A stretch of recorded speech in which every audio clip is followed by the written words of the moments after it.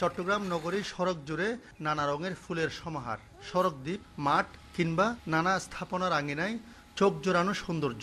কৃষ্ণচূড়ার লালচে আভা আর সোনানুর হলদে মায়ায় অপরূপ সাজে সেজেছে প্রকৃতি।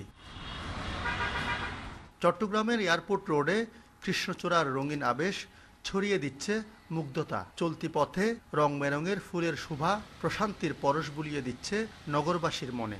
বর্ষাকালে বেশ ভালো সুন্দর লাগে, গাছপালা একদম সবুজ প্রাণবন্ত, দেখতে খুব ভালো লাগে। এখানে ঘুরতে আসলাম, মানে সব ফুল টুল সব মিলে আর কি অনেক সুন্দর।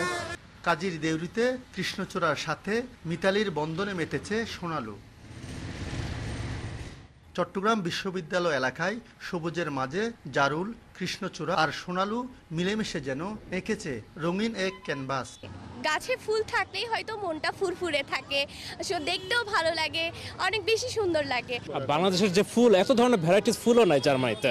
তবে প্রকৃতি প্রেমীদের আক্ষেপ, উন্নয়ন প্রকল্প আর নির্মাণ কাজের কারণে প্রায়ই কাটা পড়ছে গাছ, ম্লান হচ্ছে নগরীর সৌন্দর্য।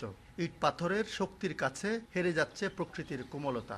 নন্দনকাননটা এখানে ছিল বন সংরক্ষণের কার্যালয়, অর্থাৎ এটা একটা মানে বনের মতো অরণ্য রাখা ছিল। এইটা পায়ে যে ডিসি পাহাড়টা একটা সত্যি পাহাড়, তো আমরা পাহাড়ের পাদদেশে বাস করছি, কিন্তু এখন এটাকে কেউ কি বুঝবে এটা একটা পাহাড়? শহর জুড়ে বর্ণিল ফুলের শোভা ধরে রাখতে গাছ কাটা বন্ধের পাশাপাশি রক্ষণাবেক্ষণের দাবি নগরবাসীর।